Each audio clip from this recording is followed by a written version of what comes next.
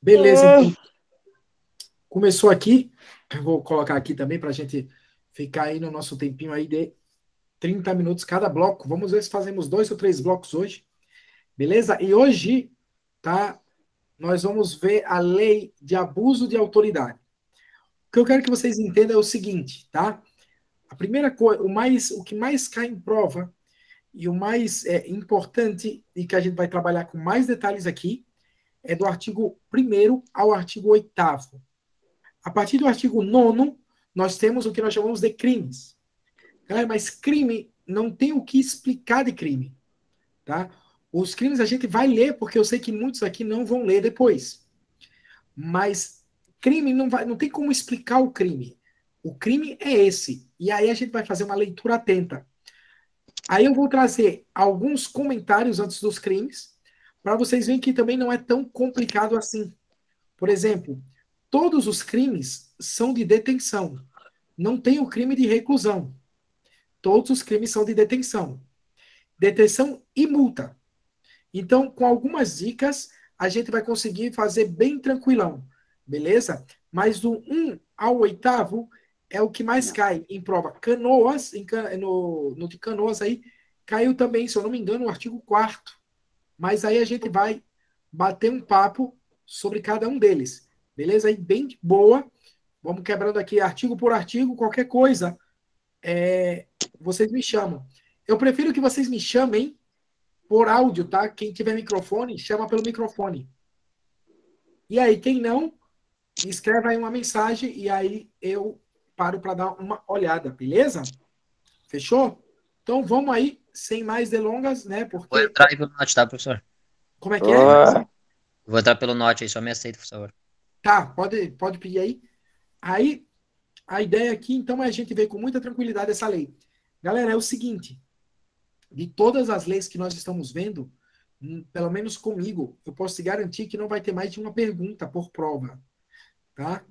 E aí o que eu convido vocês, cada um vai ter que montar a sua estratégia, tá? Depois, no teu decorrer do estudo, você vai ver, caramba, eu tenho mais dificuldade em português. Eu vou dedicar mais tempo a português, porque português eu sei o número de questões que vão cair na prova. Mas, por exemplo, essa lei aqui, eu posso te garantir que não vai cair mais de uma pergunta, tá? Então, é isso que vocês vão ter que saber jogar e administrar o tempo de vocês, beleza? Mas aí, só para clarear, para que vocês saibam também bem depositar o seu tempo, tá? Em cada matéria, beleza? Então, vamos lá. Estão vendo aí o slide? positivo. Maravilha. Então, vamos embora, vamos quebrar logo esse negócio. Olha só, galera. Então, como eu falei para vocês, o que nós mais temos, tá? O que mais nós temos aqui, alguém pediu aqui, peraí que alguém pediu para entrar. Deixa eu ver, pediu. A Brenda.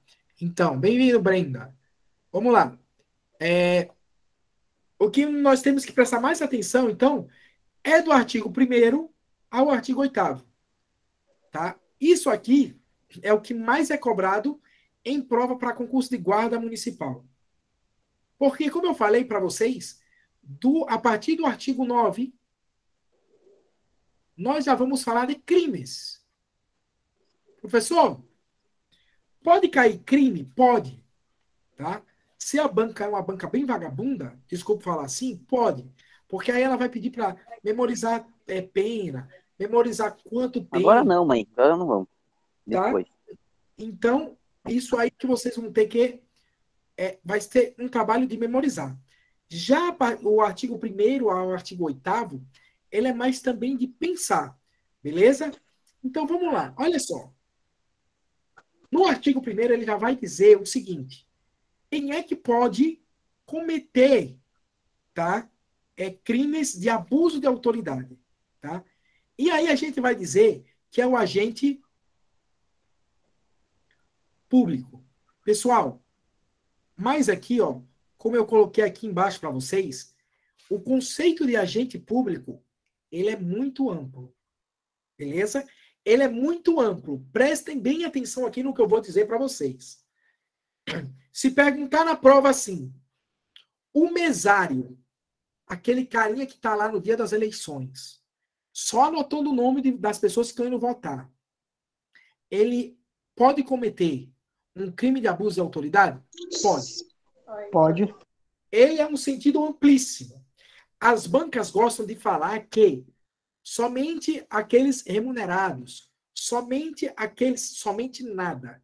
Se o cara está exercendo alguma função pública, naquele momento, ele pode ter o abuso de autoridade. Então, o artigo 1º já cai matando, tá? Cai matando porque eles gostam de reduzir somente os concursados, somente os remunerados, somente os efetivados. Não. Todos. De um modo muito amplo. Beleza? E aí é o que vai dizer o artigo 1º. Esta lei define os crimes de abuso de autoridade cometidos por agente público, servidor ou não, como nós estamos conversando, que no exercício de sua função ou pretexto de exercê-la, abuse do poder que lhe tenha sido atribuído naquele momento, naquela circunstância. Por isso que aqueles caras que são passageiros ali, tá? Que simplesmente vão ficar um dia ali ou 2 dias, eles podem cometer o crime de abuso de autoridade. Então é simplesmente a questão que reduzir, você já descarta. Questão reduziu, descartei. Questão reduziu, descartei. Ele é no sentido amplo, tá? Quando vocês forem ver lá no direito penal, lá, quando fala dos crimes contra a administração pública, lá no último artigo vai dar as características de quem é agente público. E ali é o que é referido aqui. Beleza? Então é o mais amplo que você puder. Se ele reduziu, você cortou. Beleza? Próximo. Olha só. Isso aqui, galera, é muito importante. As condutas descritas nessa lei, tá? Isso é, os crimes de abuso de autoridade, quando praticados pelo agente, com isso aqui vocês vão ter que memorizar. Olha só. Para ter um crime, eu preciso ter uma finalidade específica de. Então, prestem atenção. Para eu cometer um crime de abuso de autoridade, eu, como agente, desculpa, pessoal, preciso ter uma finalidade específica de. Quais são essas finalidades específicas? Finalidade específica de prejudicar outrem, ou beneficiar-se a si mesmo ou a terceiro, ou ainda por mero capricho ou satisfação pessoal. Pessoal, caiu numa prova de uma guarda, eu não me lembro se foi de São Paulo ou daqui do Paraná, que a questão era assim, ó. João, guarda municipal, cometeu um crime de abuso de autoridade, porque ele tinha uma finalidade específica de quais dos itens abaixo não corresponde a uma finalidade específica. E aí vocês vão precisar saber isso. Vão ter que memorizar. Finalidade específica de quê? Prejudicar outrem, ou beneficiar-se a si mesmo ou a terceiro, ou por mero capricho, tá? Ou satisfação pessoal. Eu preciso saber quais são essas finalidades específicas. Mas é importante eu saber que, para cometer um crime de abuso de autoridade, preciso ter uma finalidade específica. E aí eu tenho 4 finalidades específicas. Prejudicar outra pessoa, beneficiar a mim ou a um terceiro, eu posso fazer por mero capricho, tá? Ou por uma satisfação pessoal. Eu tenho essas 4. Se na tua questão trouxer essas 4 e mais uma, aí você vai eliminar essa mais uma. Ou ela pode trazer 4 tipos que não são e uma dessas aqui. Então, tratem de tentar memorizar, mas é muito fácil. Finalidade específica de, poxa, prejudicar a outrem, ou me beneficiar ou beneficiar a um terceiro, um amigo meu, ou por mero capricho, ou satisfação pessoal. Acabou. não tem outra, beleza? Não dialoga com a prova. Prova não é feita para dialogar. Ah, professor, o que seria um prejudicar outrem ou satisfação pessoal? Não importa o que seria isso, porque não vai cair na sua prova. Lembrem-se, na prova não passa quem sabe mais, mas passa quem acerta mais questões. Vai lá e marca o X, aonde está dizendo qual dessas é uma finalidade específica. E nós temos essas 4. Tá? Eu vou conseguir chegar até o final da aula com voz. Tenho fé nisso. Tá? Olha só. A finalidade específica é de suma importância para cometer o crime. Atenção nisso. Se eu não tenho esta finalidade específica, que ela é dividida nessas 4, eu não terei crime de abuso de autoridade. Beleza? Agora vamos para o parágrafo 2º. A divergência na interpretação de lei ou na avaliação de fatos e provas não configura abuso de autoridade. Questão recente da prova de... esqueci o nome da cidade aqui do Paraná. Mas dizia assim, ó, a divergência da interpretação de lei ou na avaliação de fatos e provas configura abuso de autoridade. Mas não configura. Professor, explica isso. Fácil. Simples. Você, guarda municipal de São Leopoldo. Você viu uma ação e considerou essa um crime. E você, em flagrante delito, pegou o cara e o levou à delegacia. Ok? Você fez isso. Só que quando chegou lá, o delegado falou, putz, mas isso aqui não é crime para flagrante delito. Cara, libera esse cara aí, porque não tem nada a ver isso aí. Fechou. Tá? Você não cometeu abuso de autoridade. Por quê? Porque houve uma divergência de interpretação entre você e o delegado. Foi o que aconteceu aqui. Ah, beleza. Então você não comete. Tá? Por que você não comete? Caramba, porque você não está cometendo isso aqui. Você não prendeu aquele cara e levou até a delegacia com a finalidade de prejudicar, ou para se beneficiar, ou por mero capricho, ou satisfação pessoal. Você levou ele porque, na sua consciência e no seu entendimento, ele tinha um crime de restrição de liberdade. Tinha cometido um crime. E foi em flagrante delito. Só que chegou lá e o delegado falou, não, amigo, isso não é. Fechou. Você não comete. Não comete. Não comete. Beleza? As questões gostam de dizer que comete, que configura um crime de abuso de autoridade, mas não configura. Prestem bem atenção. Não configura.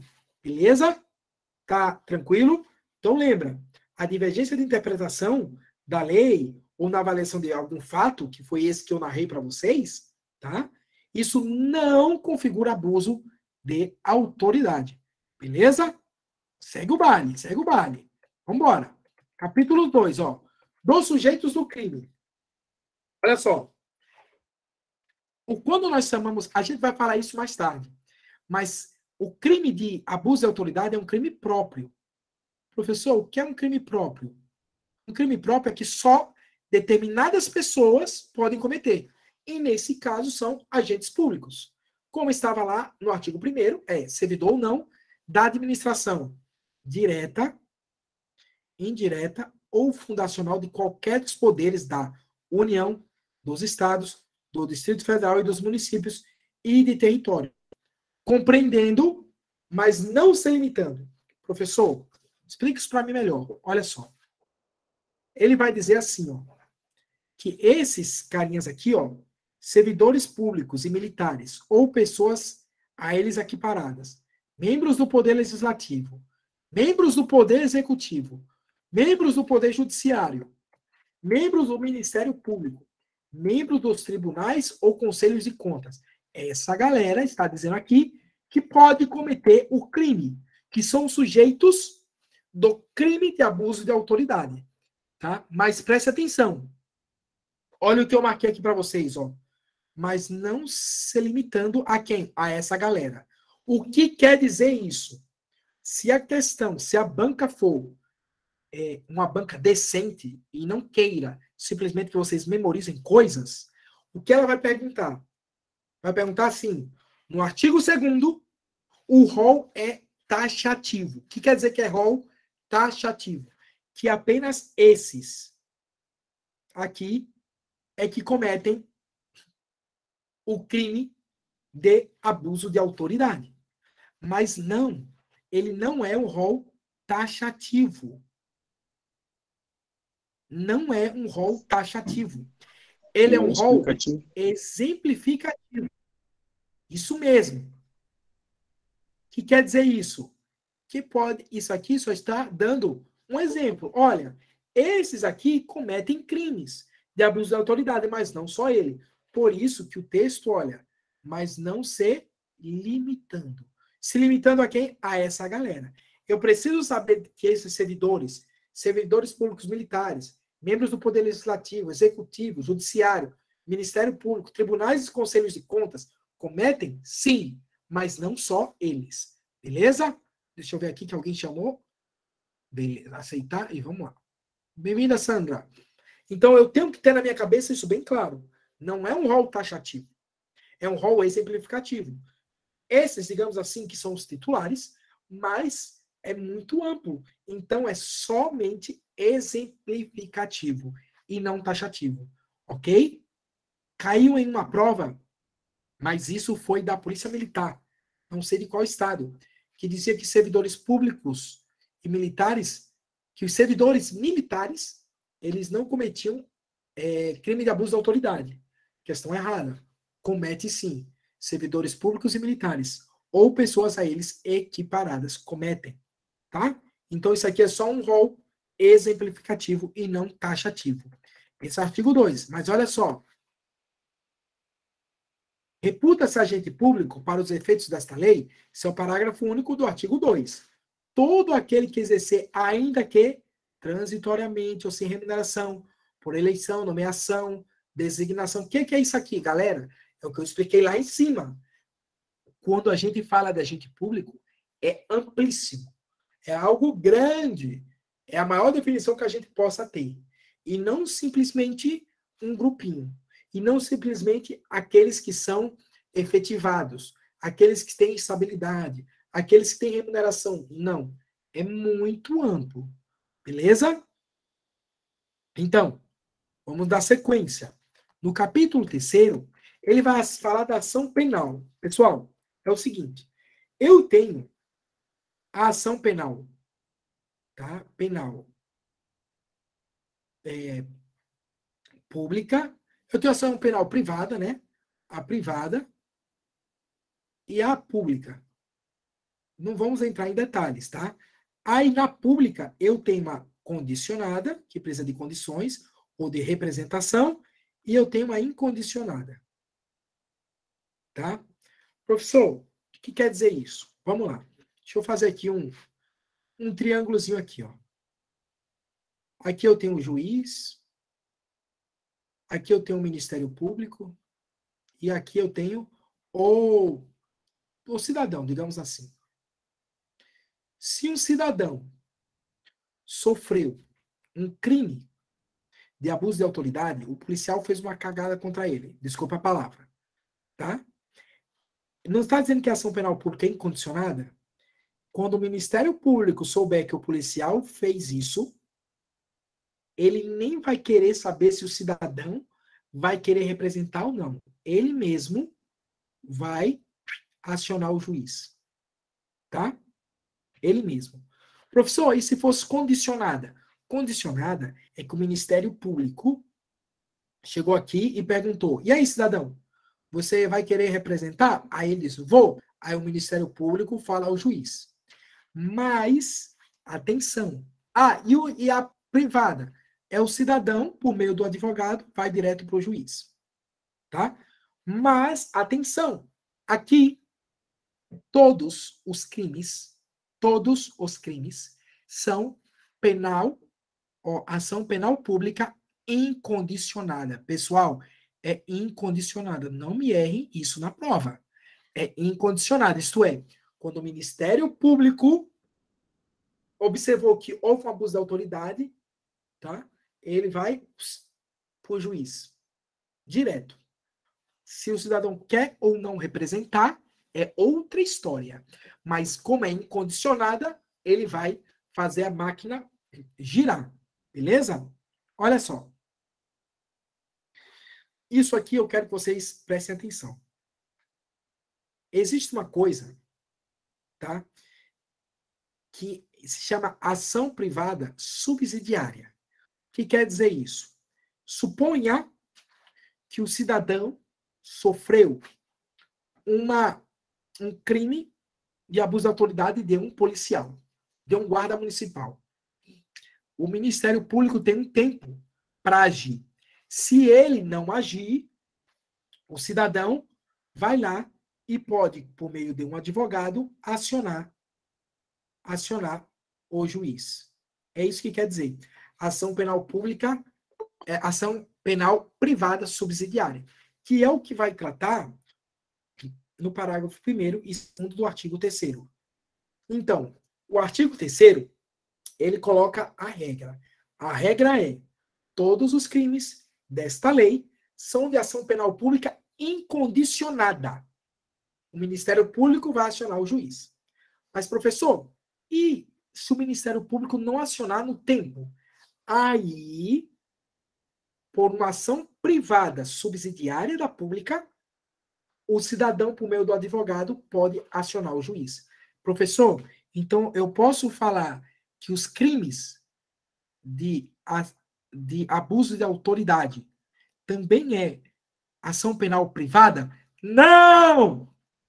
Você não pode falar isso, porque não é. Presta atenção na regra. A regra é: todos os crimes desta lei são de ação penal pública incondicionada.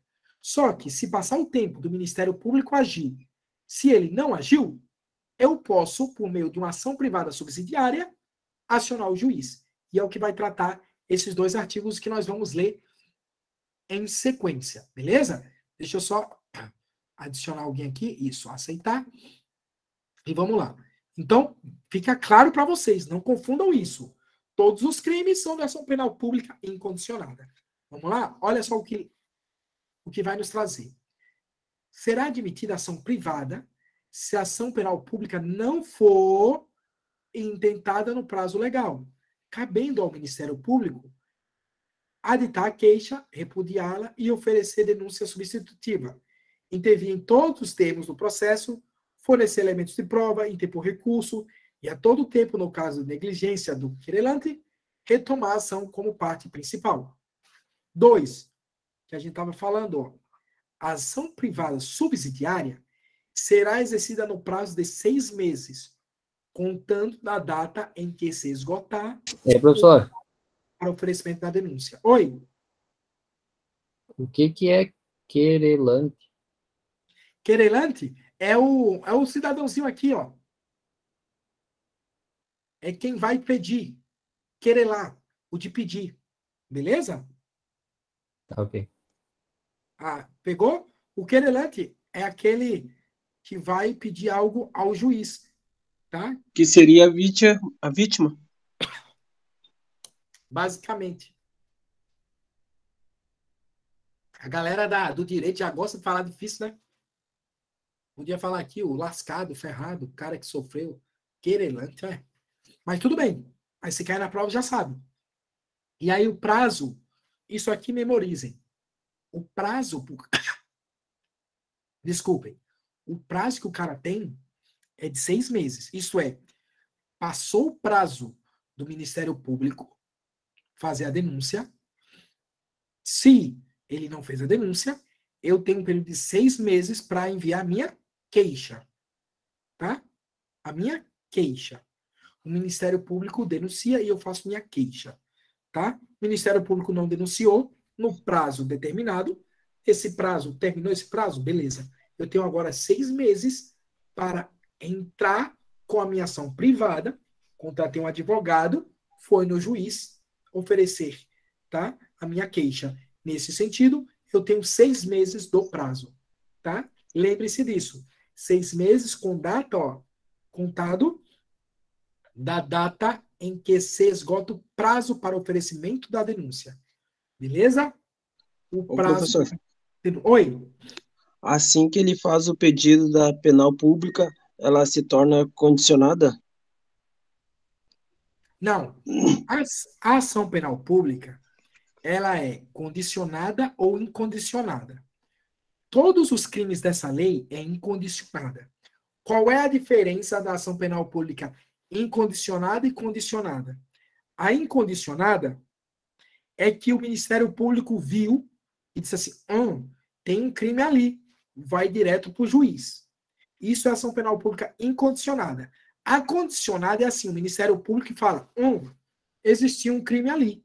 Vamos perguntar para aquele cidadão se ele quer que a gente faça algo. Aí ele vai perguntar, cidadão, e aí, quer que eu faça algo? Ele vai dizer, quero. Aí você faz.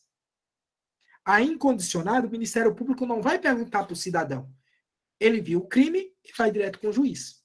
Então, todos os crimes de abuso de autoridade, eles são incondicionados. Isto é, o Ministério Público vai olhar assim e vai falar, opa, tem um crime de abuso de autoridade ali. Vamos falar com o juiz. Ah, mas o cidadão não quer, tá? Não importa o cidadão aqui. Ele vai direto com o juiz e começa a ação.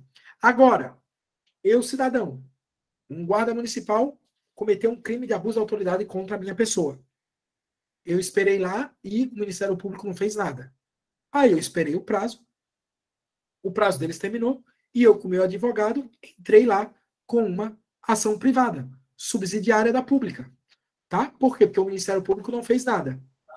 Beleza? Ei, professor, Sim, entendi. Oi. e qual é o prazo do Ministério Público? Não vai cair aqui, tá? Mas se quem cometeu o crime ele está preso, é 5 dias. Se não tiver, é 15. Beleza? Tá ok, obrigado. Mas não. Se cair essa questão, a gente anula ela. Porque ela extrapola o edital. A não ser que, na matéria de processo penal, caia algo sobre isso. Mas nem sei se cai algo de processo penal para vocês para chegar até aí. Mas, em teoria, é isso. 5 e 15. Beleza? Acho que caiu essa aí na SUSEP, se eu não me Caiu? engano. Se eu não me engano, acho que sim. Então, Acho que então, vocês cheguem lá e quebrem tudo. Não vão errar essa questão. Fechou? Assista essa aula quantas vezes for necessário para pegar esse pontozinho aí. Beleza? Agora, dos efeitos da condenação. Tá? Aqui, ó. Dos efeitos da condenação e das penas restritivas de direito. Estamos no artigo 4º. E antes de começar o artigo 4º, eu vou parar de gravar, porque senão vão me matar, porque eu estou fazendo aulas longas e eu tenho que fazer blocos de meia hora. Então já passaram 28 minutos. Então, peraí. Deixa eu só parar a gravação. Parei a gravação. Parar a gravação. Parar a gravação.